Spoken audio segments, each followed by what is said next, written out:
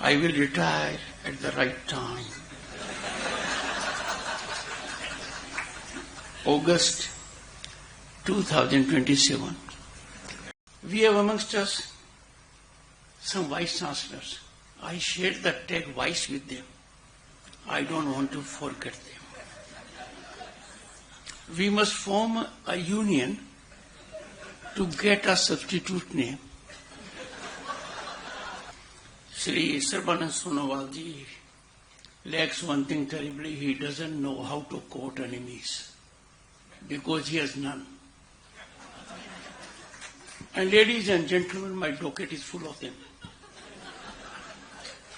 I need guidance from others faculty that can help me tide over this very daunting, menacing problem.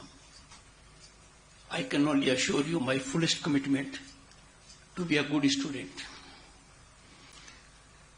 Professor Shanti Shri Dhuli Pudi Pandit ji, Vice Chancellor JNU, Professor M.S. Chetra, Director ICSA, Akhil Bharatiya टोली सदस्य प्रार्थना प्रवाह, माननीय Nand Kumar ji, please you may retire. I will retire at the right time.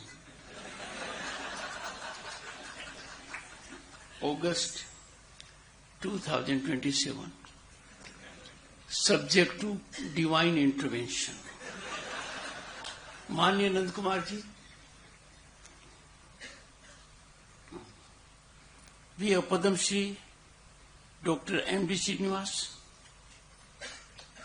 a person who has focused on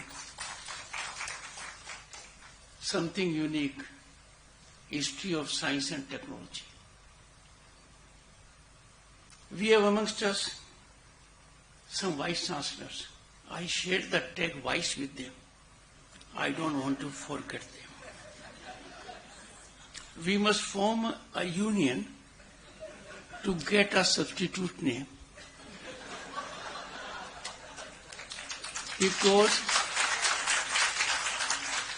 unlike me, most do not suffer vices. But trust me, my vices have nothing to do with my marriage or my profession. So Vice Chancellor Nirja Gupta ji, Professor Yugani Goyal ji, then we have amongst us Professor Ram Subramaniam ji, IIT Bombay. And of course Manoj Shinde ji, patron ICSA. आज बहुत शुभ दिन है, दो कारण से। आज का आयोजन गुरु पूर्णिमा पर है। सभी को हार्दिक शुभकामनाएं। It is a facet of Indian knowledge system.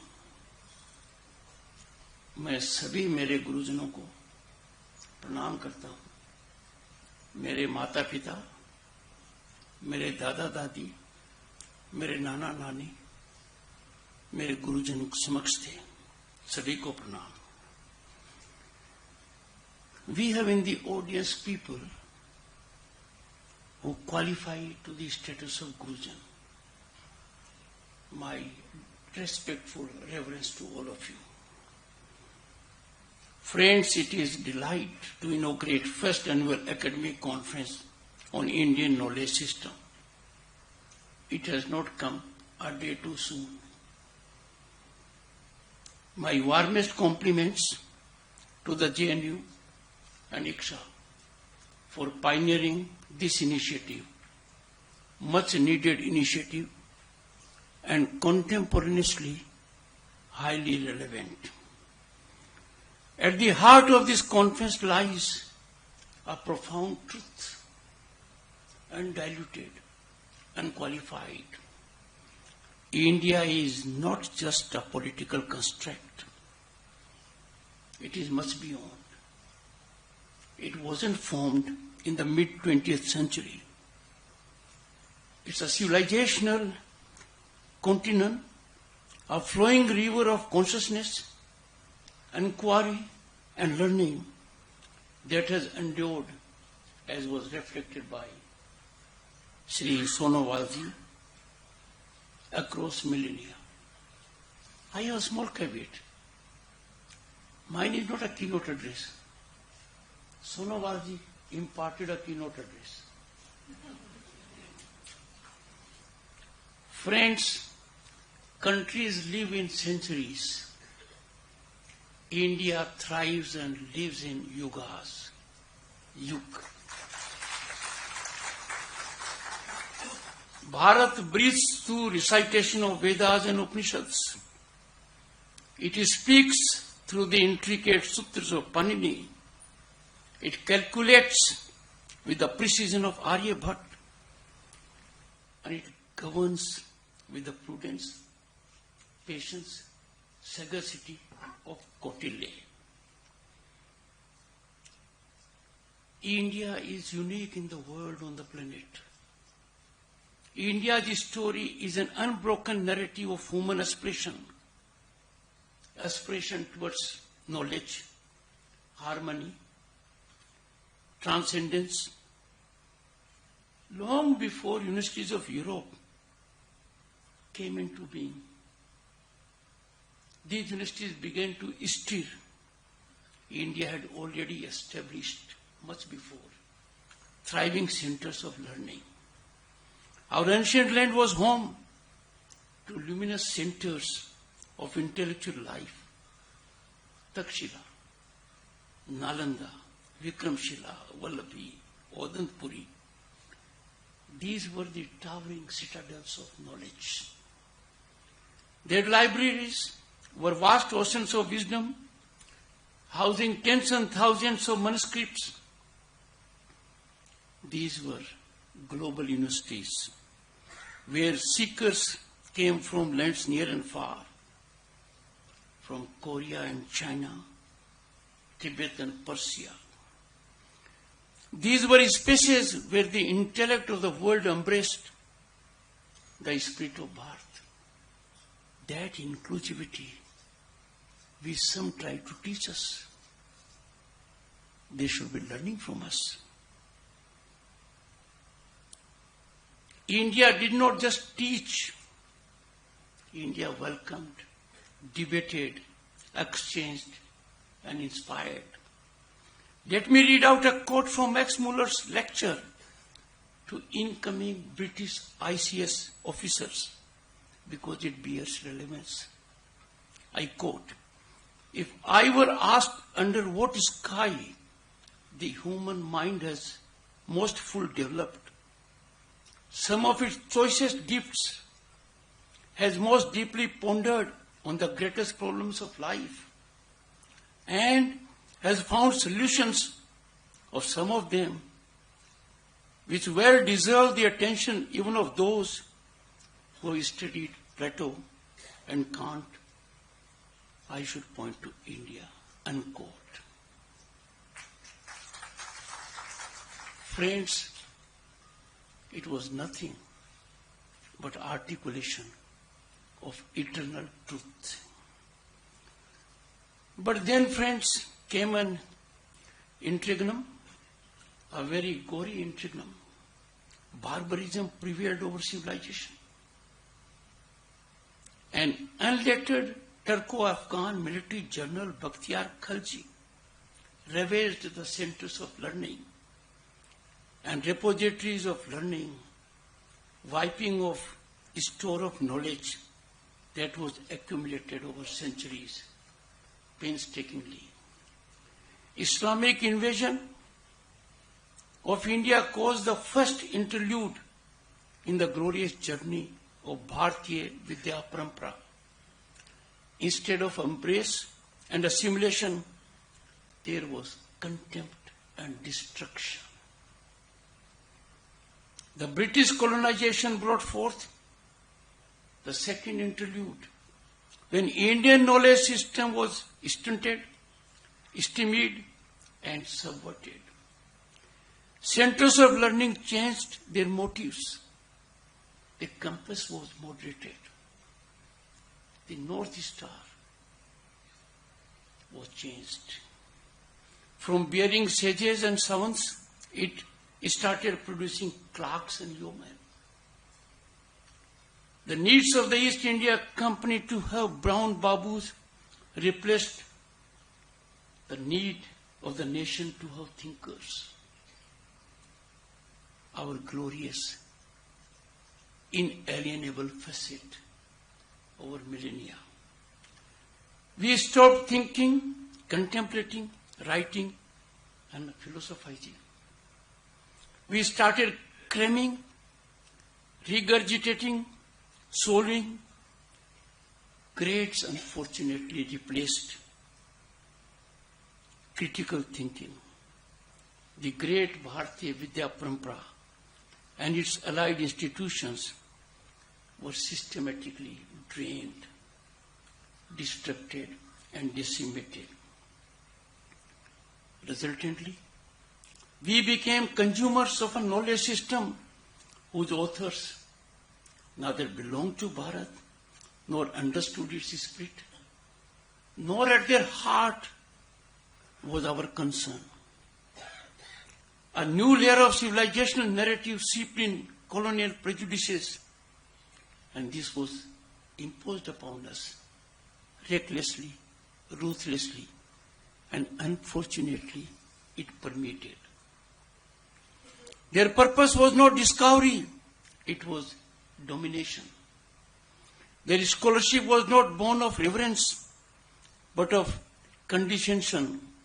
Through their distorted lens, India's profound philosophies were reduced to superstition. What a travesty! What unbearable pain! Western constructs were paraded as universal truths. To put it more bluntly, untruth was camouflaged as truth. While indigenous insights were dismissed as relics of primitive past, this was not an error of interpretation. It was an architecture of erasure, destruction, decimation. And what is more tragic, this selective remembrance continued even after independence. What should have been our fundamental priority was not even on the radar. How can you be not cognizant of your core values?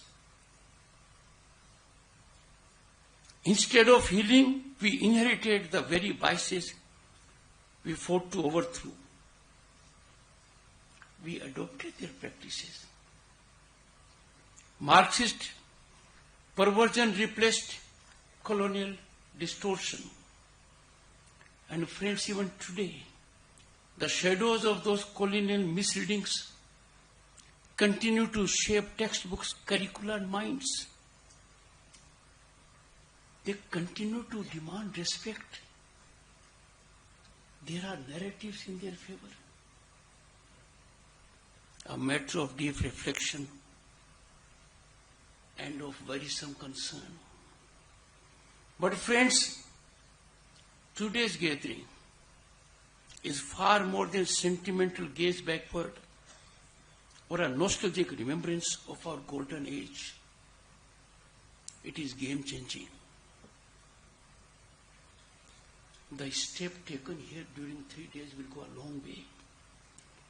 This conference, I believe strongly, stands as a serious academic endeavor to correct a historical wrong, aberrations that are painful for us, aberrations that urge us to question, investigate, critique, and rediscover. Now is the time to cast off the chains of borrowed narratives, inherited distortions. It is time to reclaim our intellectual sovereignty. This will be done, friends, through hard and patient scholarship.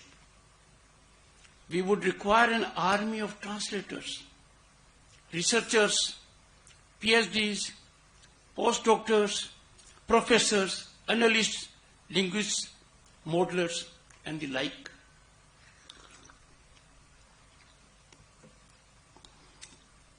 There is growing need, an urgent need, to bridge what is often seen as a divide between tradition and modernity. It doesn't exist. This divide is artificial and intellectually lazy. The wisdom of the past does not obstruct innovation, rather it inspires it. The metaphysical can speak to the material. Spiritual insight can coexist with scientific precision. But then you have to know what is spiritual insight. The Rig Veda hymns to the cosmos can find new relevance in the age of astrophysics. The Charak Samhita can be read alongside global debates on public health ethics. As we navigate a fractured world, we are stunned by global conflagrations. So we are faced with a fractured world, knowledge systems that have long reflected on the interplay between mind and matter, the individual and the cosmos. Duty and consequence become relevant and vital to shaping thoughtful, enduring responses. This can emanate only from this land for the benefit of the global community. India must not merely import global narratives. We do it thinking they are full of worth. It must contribute to shaping them. And that can only happen when we build an ecosystem that values and rigorously studies our own traditions. And for this, friends, we need universities like JNU to take the lead. Ma'am, congratulations. You must be laboratories of this great intellectual reinvigoration and ideation. You must create spaces where historians work alongside coders, Sanskritists alongside biologists, ethicists alongside engineers. This conference is a crucial step to building that ecosystem. Let us therefore turn our attention to tangible action, because that is need of the hour. The creation of digitized repositories of classical Indian texts is an urgent priority, covering all classical languages such as Sanskrit, Tamil, Pali, and Prakrit, to name just few. These repositories should be made widely accessible, enabling scholars in India and researchers around the world to engage meaningfully with these sources. Equally essential is the development of training programs that empower young scholars with robust methodological tools, blending philosophy, computational analysis, ethnography, and comparative inquiry to deepen their engagement with Indian knowledge system.